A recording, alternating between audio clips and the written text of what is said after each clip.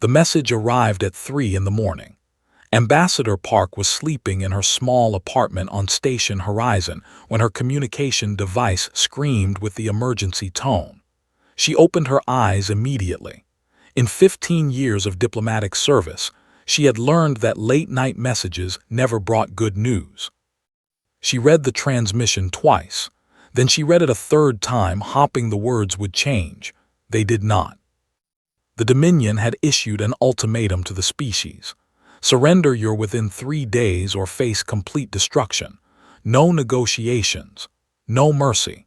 The fleet was already moving into position, 12 massive warships carrying enough firepower to turn a planet into ash. Everyone in the diplomatic corps knew about them.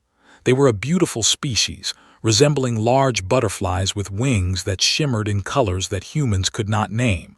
They had no military. They had never fought a war in their entire history. Their culture was built on art, music, and philosophy. They believed that all intelligent life was sacred. They believed something very different.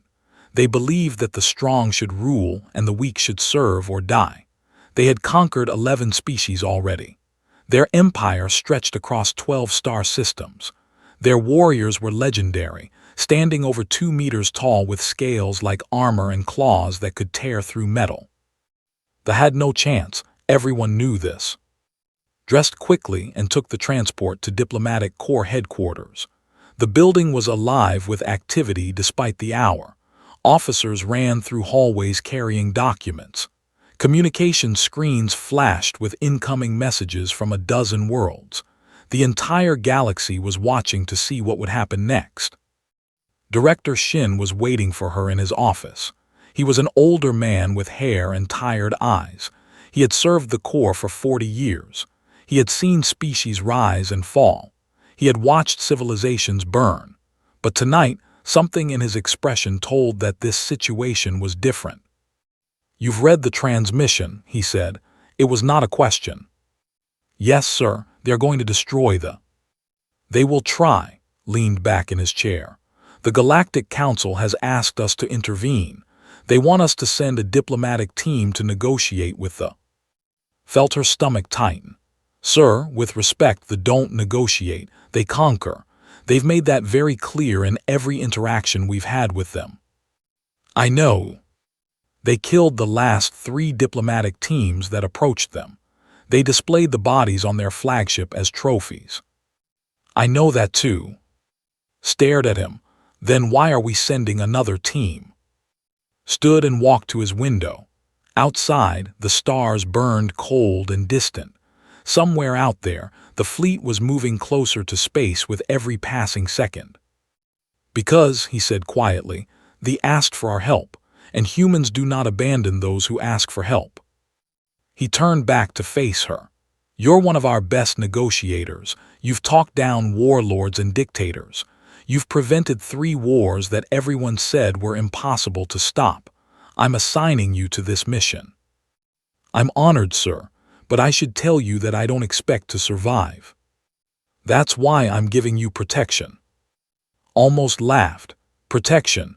Against the— what kind of protection could possibly make a difference?" Smiled. It was a strange smile, almost secretive. "Come with me." They walked through the headquarters to a section had never visited before. The corridors grew narrower. The lights grew dimmer.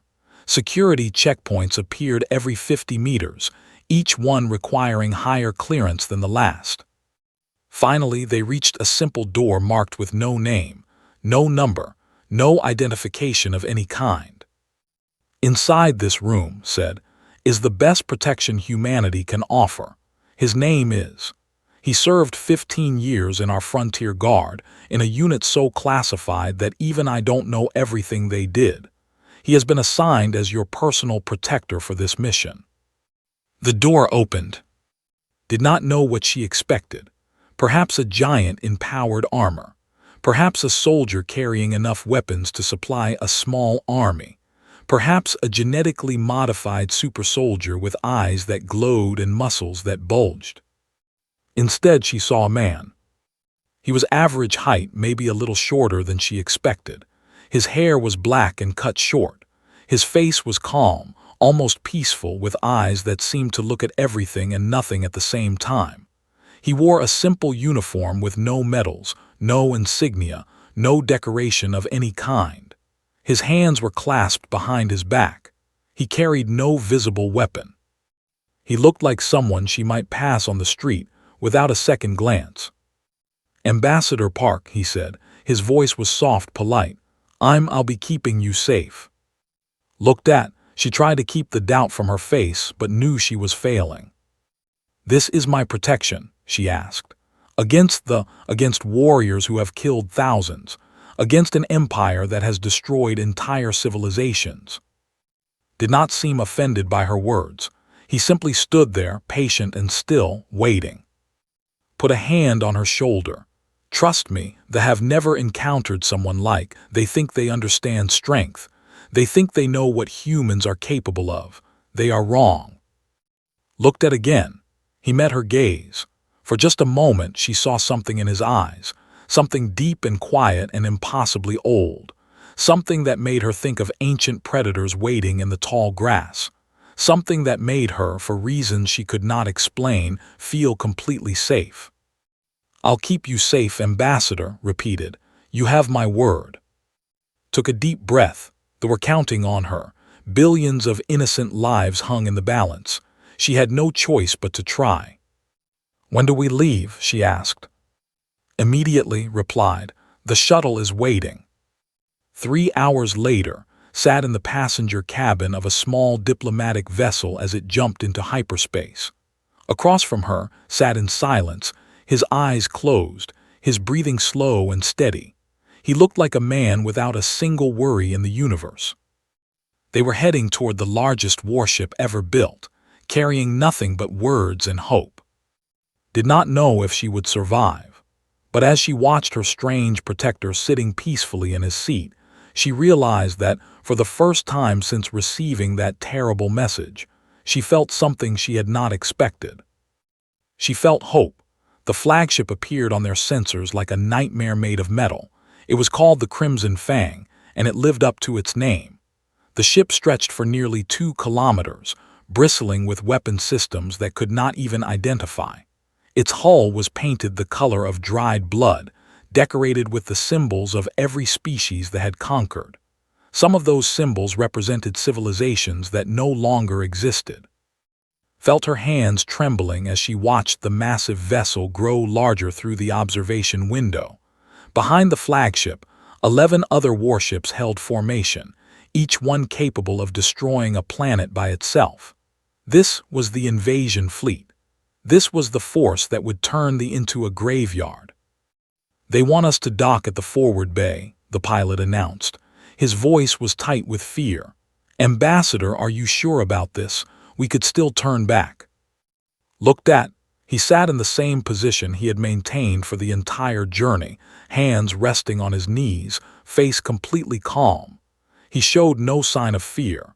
He showed no sign of anything at all. "We continue," said. "They are counting on us." The shuttle entered the docking bay of the Crimson Fang. The space was enormous, large enough to hold 100 smaller vessels. Soldiers lined every walkway, every platform, every corner. There were thousands of them, standing in perfect rows, watching the tiny human shuttle with hungry eyes. The shuttle landed, the door opened. Stepped out first as protocol demanded. The smell hit her immediately. Blood and metal and something else, something wild and dangerous. The smell of predators. The soldiers were even more terrifying up close. Each one stood at least 2 meters tall, some even taller. Their bodies were covered in scales that ranged from dark green to black, scales that could stop a bullet. Their eyes were yellow with slit pupils, like the eyes of reptiles from Earth's ancient past. Their hands ended in claws that looked sharp enough to cut through steel. They looked at with amusement. A small female from a weak species walking into their territory. How entertaining, how pathetic. Then stepped out of the shuttle. The closest to them tilted their heads.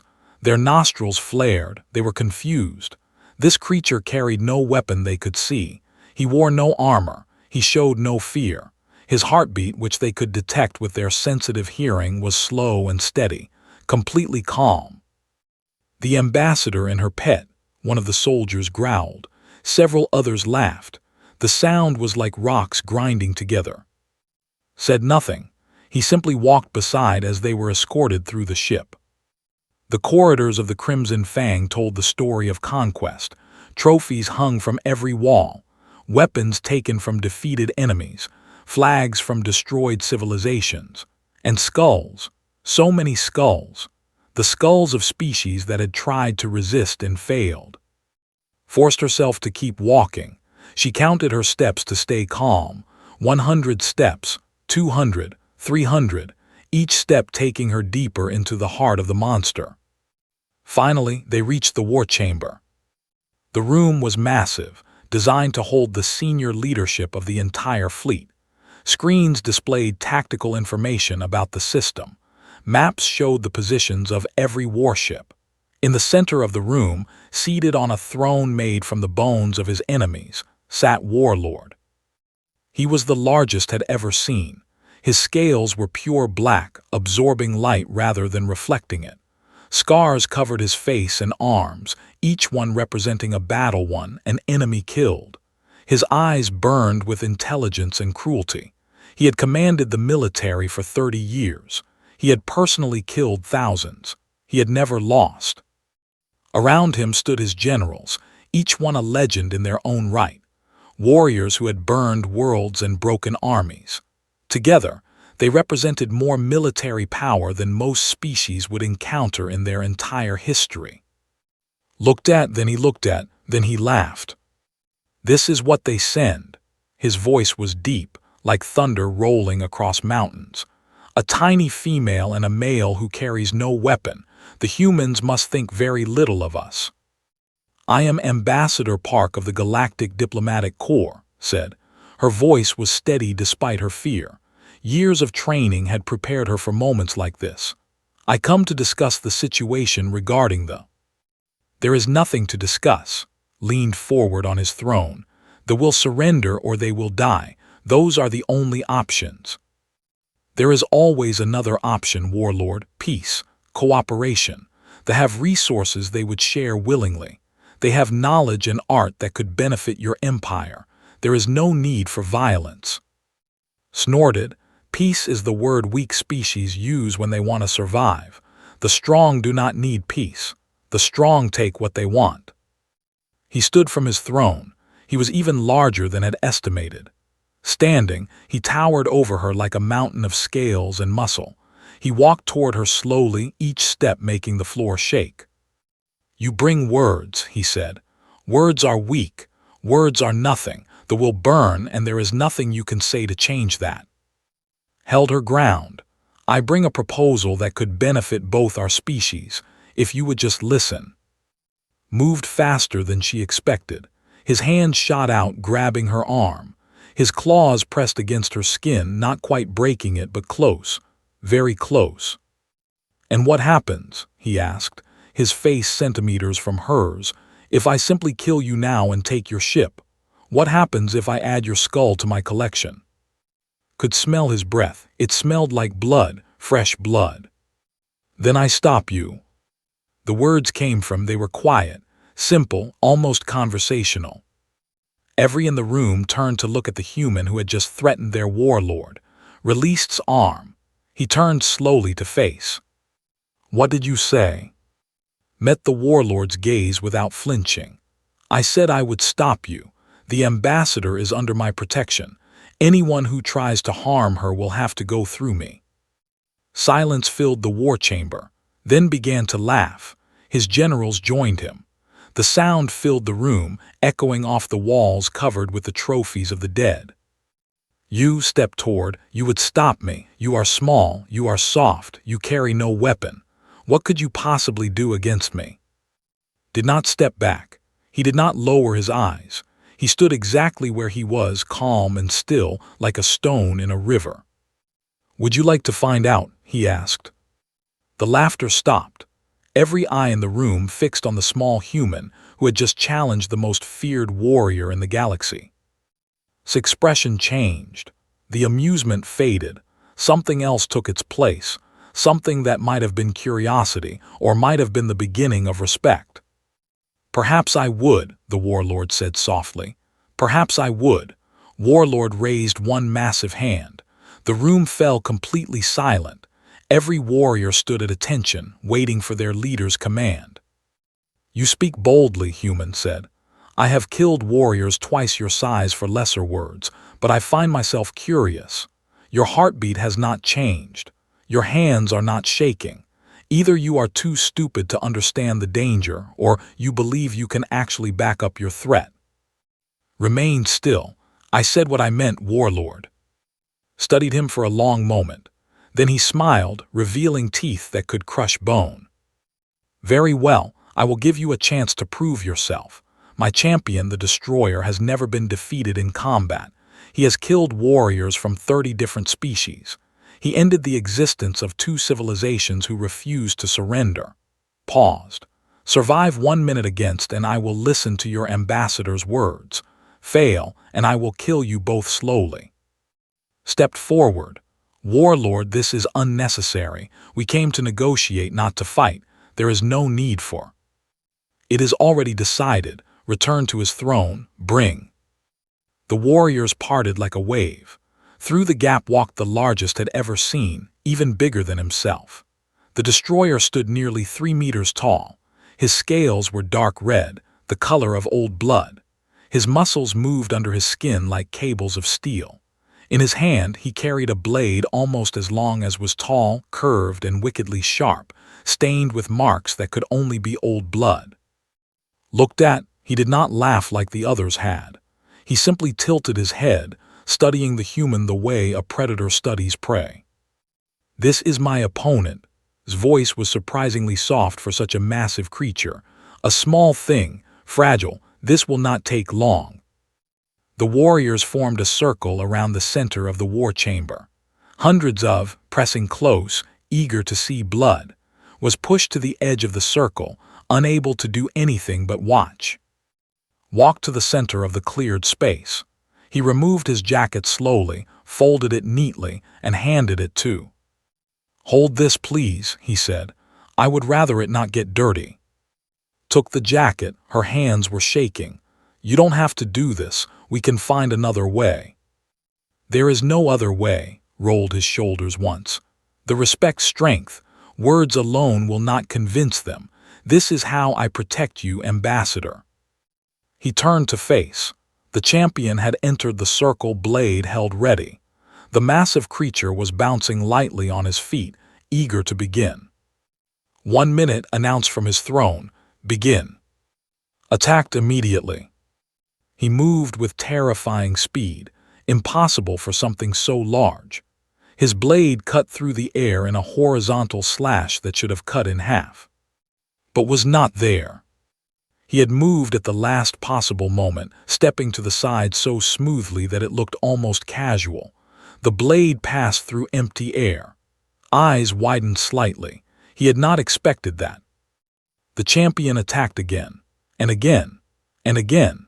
Each strike was faster than the last, powered by muscles that could crush metal, guided by instincts sharpened through centuries of warfare. The blade sang through the air, leaving trails of displaced oxygen, moving in patterns designed to cut off every possible escape. Avoided them all. He did not fight like the expected. He did not try to block the massive blade. He did not try to match strength with strength. He moved like water flowing around a stone, like wind moving through leaves. Every attack missed by centimeters, by millimeters, so close that held her breath each time but never quite touching. The warriors watching began to murmur. This was not how fights were supposed to go. This small, soft creature should have been dead 3 times over. Why was he still standing? 20 seconds passed. Was growing frustrated. His attacks became wilder, less controlled. He roared in anger and swung his blade in a devastating overhead strike, a blow that would have split a ground vehicle in 2. Stepped inside the arc of the blade. For one frozen moment they stood face to face, the massive champion and the small human. Then's hand moved. It was so fast that most of the watching warriors did not see it. His fingers struck a specific point on his arm, where the scales did not quite overlap, where the nerve cluster was exposed. His right arm went limp. The blade fell from his suddenly useless fingers. The champion staggered back, staring at his arm in disbelief. In 300 combat trials, no one had ever landed a blow on him. No one. 30 seconds. Attacked with his remaining arm, throwing a punch that could have demolished a wall, ducked under it and struck again. His fist hit his knee joint with precise accuracy. The champion stumbled. Another strike hit his other leg, dropped to one knee. Moved around him constantly, never staying in one place, striking nerve points and weak spots that no one knew existed. The scales were armor, yes, but was not trying to break through the armor.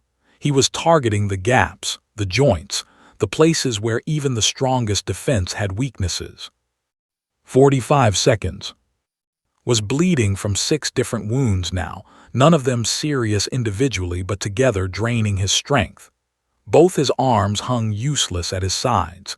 He struggled to breathe, something wrong with his lungs that he did not understand. He had never felt so helpless. He had never felt so weak. He looked up at the human standing in front of him, was not even breathing hard. His uniform was not wrinkled.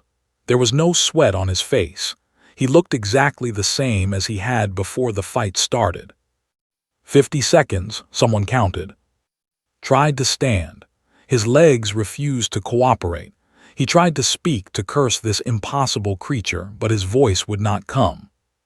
55 seconds. Waited. He could have finished this at any moment. He could have killed the champion with a single precise strike, but he did not.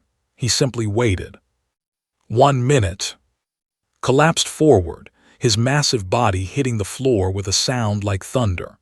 He was still alive, but he could not move, could not fight, could not do anything but lie there and try to understand what had happened. The war chamber was completely silent. Every warrior stared at with expressions that ranged from shock to disbelief, to something that might have been fear. Their undefeated champion had been destroyed by a creature half his size, without that creature ever receiving a single scratch. Straightened his uniform, he turned to face on his throne. "I believe," he said quietly, "the ambassador has a proposal." Sat frozen. For the first time in decades, for the first time since he was a young warrior fighting for survival, he felt something he had forgotten existed. Uncertainty. "Clear the room," he said finally. His voice was strange, lacking its usual confidence. "Everyone out. The generals will remain, and the humans." He paused. "I will hear what the ambassador has to say." Stepped forwards, jacket still clutched in her hands. Her heart was pounding. She had just witnessed something impossible. But she was a diplomat. She had a job to do. Returned to her side. She handed him his jacket. He put it back on and clasped his hands behind his back, returning to that same peaceful stillness as before. As if nothing had happened. As if defeating the greatest warrior that had ever produced was just another task to complete. "Thank you," whispered. "I made you a promise," replied. "I intend to keep it." The war chamber felt different now. The thousands of warriors were gone. Only remained on his throne, surrounded by his 5 senior generals. Each general had conquered star systems. Each one had killed more enemies than they could count. They were the deadliest beings the Empire had produced. They were all staring at with new eyes. Leaned forward. The arrogance that had defined him earlier was gone, replaced by careful attention. When he spoke, his voice was quieter, almost respectful. "What are you?" Met his gaze calmly. "I am human." "I have files on your species," gestured to one of his generals who activated a holographic display. Images appeared showing Earth, showing human cities, showing human anatomy. "You are a young species. Your civilization is barely a few thousand years old. You have no natural weapons, no armor, no claws, no venom. By every measurement, you should be prey. Your measurements are incomplete." studied the human for a long moment. My champion has killed warriors from 30 species. He has never lost. You defeated him in less than a minute without being touched. How? Stepped forward. This was her moment. This was why she had trained for 15 years. She needed to make understand. Warlord, may I explain something about my species? Nodded slowly. Took a deep breath. You are correct that humans have no natural weapons like claws or fangs. We are not the strongest species. We are not the fastest. On our, there were predators that could run faster, bite harder, and survive wounds that would kill us. By your standards, we should have been prey. She paused, but we survived. We became the dominant species on our planet. Do you know how? Tell me. We are pursuit predators. Our ancestors did not catch prey by being faster or stronger. They followed it. They tracked it across mountains and rivers and deserts. They followed it for hours, sometimes days, never stopping, never resting. Eventually, the prey would collapse from exhaustion, and then we would kill it. One of the generals shifted uncomfortably. That seems inefficient. It was efficient enough. We hunted species to extinction using this method, but that is not what makes us dangerous. Walked closer to his throne. We also developed something else, something that no other species on our world possessed. We developed cooperation. She gestured too. One human alone is manageable. You are right about that. We are soft. We are fragile. A single warrior could kill a single human in direct combat. Then why should I fear you? Because humans never come alone. The words hung in the air, continued. We form groups, we form families, we form tribes and nations and civilizations. We protect each other. If you harm one human, others will come, not for territory, not for resources, not for strategic advantage. They will come because harming one of us is the same as harming all of us. Was listening intently now. His generals exchanged glances. When I was assigned this mission, said, I knew the risks. I knew there was a high chance I would die here, but I came anyway because they asked for help, and humans do not abandon those who ask for help. She gestured to again. This man has been protecting me since we left human space. He has not said much. He has not needed to, but I want you to understand something, Warlord. He is not the threat. He is the message. His eyes narrowed. What do you mean? Spoke for the first time since entering this private meeting. Your champion fought alone. He was the strongest individual you had, and I defeated him. He paused. I am one human. There are 8 billion more on Earth alone, and humanity has spread to dozens of worlds. The implications settled over the room like a cold shadow. If you had killed the ambassador, continued, I would have tried to get her body home. I probably would have failed. There are thousands of you on this ship, but humanity would have known, and humanity would have responded. You would send your fleet against us, one of the generals asked. We would destroy them. You might destroy the first fleet, said, and the second, and the third, but humans would keep coming, not because of strategic value, not because the system has resources we need. We would keep coming because you killed one of ours, and we would never stop. Was silent for a long moment. When he spoke, his voice was thoughtful. Other species have threatened us before. They said they would fight to the last warrior. They said they would never surrender. They always did. Humans are different, replied. We have a concept in our culture. It is called spite. We will hurt ourselves to hurt someone who wronged us. We will burn our own resources to ensure our enemy burns too. It is not logical. It is not strategic, but it is who we are. Nodded. Your intelligence files on humanity focus on our weakness. You see that we need water and food and sleep. You see that our bodies are soft and our lives are short, but you miss what makes us dangerous. And what is that? We protect our own. We will cross galaxies for revenge. We will spend generations planning retribution for wrongs committed against our ancestors, and we will never, ever forgive. The war chamber was completely silent. Looked at his generals. They looked back at him. For the first time in their military careers, they seemed uncertain. They asked for our protection, said. Humanity has given it. If you attack them, you attack us. And we will respond. Not with words, not with diplomatic protests. We will respond with everything we have for as long as it takes until either we are destroyed or you are. She took another step closer to the throne. Is that worth the? Is one planet worth starting a war that could last generations? Stared at her. Then he looked at, standing quietly at the ambassador's side. Your protector, said slowly. He carries no weapon, he wears no armor, yet he defeated my greatest champion. He does not need weapons, replied. He is the weapon, and he is just one of millions who would come if you harm us. Leaned back on his throne. He was quiet for a very long time. I need to think, he said finally. The humans will be given quarters. We will speak again tomorrow. It was not a yes, but it was not a no. For the first time since this crisis began, felt real hope that they might actually succeed. As they were escorted to their quarters, walked close to. Do you think he believed us? Considered the question. He believed enough to listen.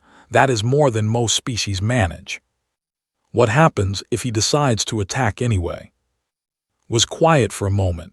Then he said, then I keep my promise, however long it takes. Looked at him.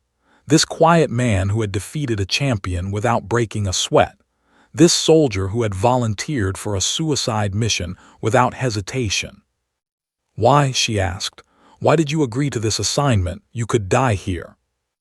Met her eyes. For just a moment she saw something there. Not violence, not anger, something deeper. They are peaceful, he said. They have never harmed anyone. They deserve to live. He paused. And someone has to stand between them and the monsters. That is what humans do. Nodded slowly.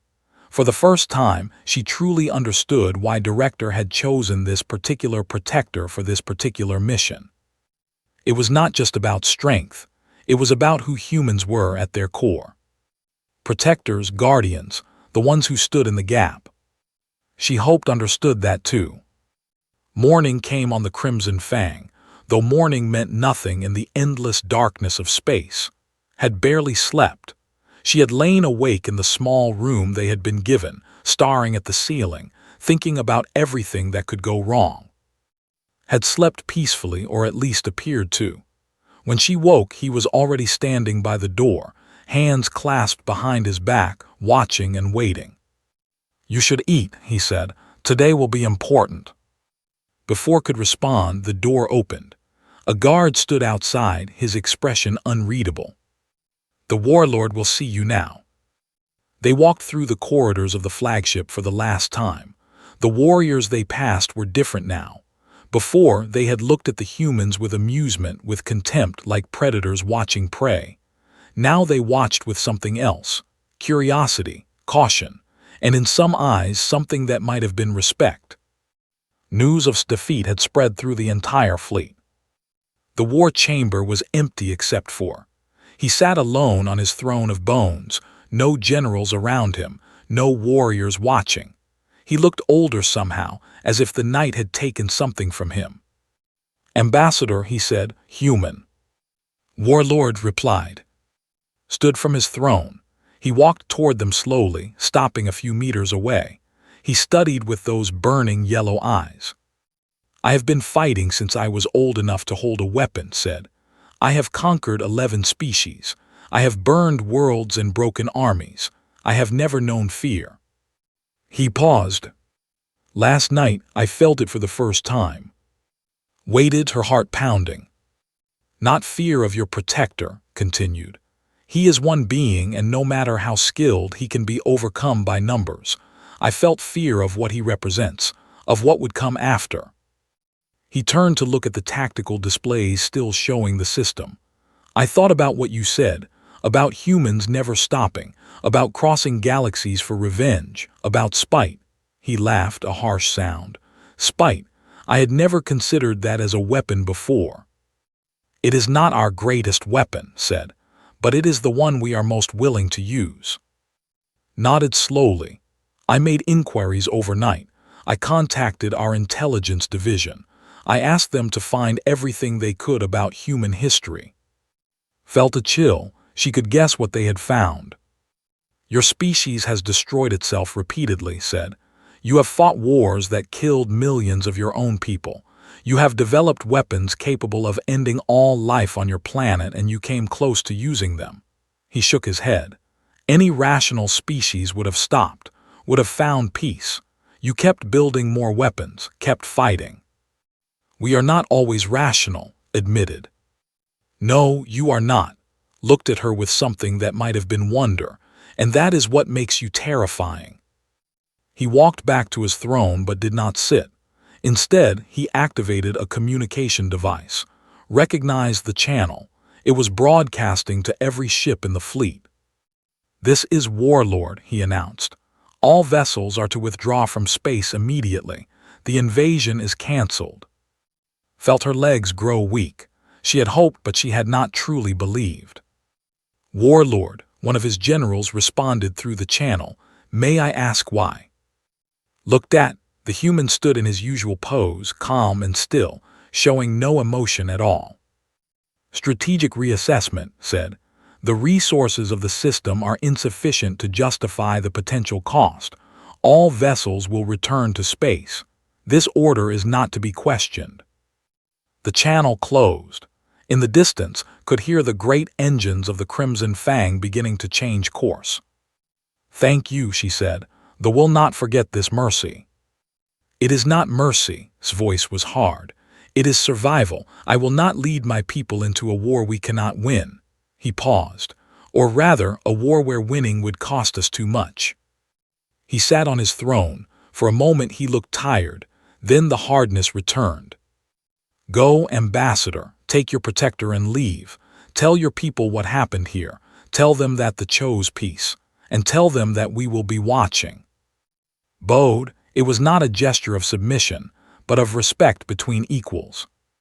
I will tell them, she said, and I will also tell them that the showed wisdom, that is rarer than strength. She turned to leave, followed. Human. Stopped and turned. Was staring at him with an expression could not read. I have one question. When you fought, you could have killed him. Why did you not? Was quiet for a moment. Because you asked me to survive 1 minute, not to kill him. I did what was necessary, nothing more. And if I had asked you to kill him, then he would be dead. Nodded slowly. I believe you. Go in peace, human. I hope we never meet as enemies. So do I, said, and there was something in his voice that sounded almost like regret. They returned to their shuttle. As they lifted off from the Crimson Fang, watched the massive warship through the observation window. Already, the fleet was breaking formation, turning away from space, heading back toward their own territory. It was over, they were safe. 3 days later, stood on the surface of the sky was purple and filled with floating creatures that sang songs of joy. Millions had gathered to witness the arrival of their saviors. Their beautiful wings filled the air with colors that humans could not name. The Prime Minister, a gentle being with wings like stained glass, approached with tears streaming from her multiple eyes. You saved us, she said, all of us. Our children will live, our civilization will continue. We can never repay this debt. There is no debt, replied. Helping those who need help is what humans do. She looked back at, who stood near the shuttle, watching the celebration with his usual calm expression. Later that evening, as they prepared to leave, finally asked the question that had been bothering her since they left the Crimson Fang. Were you really prepared to fight your way through an entire warship to get me out? He considered the question seriously, if necessary. Could you have done it? For the first time since she had met him, she saw him smile. It was small, almost shy, but it transformed his face. We would have found out together. Laughed despite herself. It felt good to laugh after so many days of fear. Thank you, she said, for everything. Nodded. He took his jacket from her hands and put it on. Then he returned to his usual position, hands clasped behind his back, staring out at the stars. In the void of space, the Crimson Fang continued its journey back to territory. Warlord stood at the observation deck, watching the stars pass by. He thought about strength. He thought about what it truly meant to be a predator. He thought about a species that would hurt themselves just to hurt their enemies. A species that would cross galaxies for revenge. A species that would never stop, never give up, never surrender. He thought about one quiet human who had defeated his greatest champion without trying, who had shown no fear in the heart of enemy territory, who had made it clear that billions more like him would come if needed. And for the first time in his long life, was grateful that he had chosen not to find out what humans were truly capable of. They would live, the war would not happen, and somewhere in the vastness of space, a small diplomatic shuttle carried two humans home. One was an ambassador who had talked her way out of an impossible situation. The other was a protector who had shown the most fearsome species in the galaxy what true strength looked like. They were human, and that, as they had learned, was enough. The stars continued to burn, the galaxy continued to spin, and somewhere on Earth, Director Shin received news that his gamble had paid off. He smiled and poured himself a drink. Sometimes, he thought, the best weapon is not a fleet or an army. Sometimes, the best weapon is simply showing your enemy exactly what they would face if they chose war. And sometimes, one human is worth more than 1,000 warships. He raised his glass to the stars. To humanity, he said quietly, may we always protect those who cannot protect themselves. The end.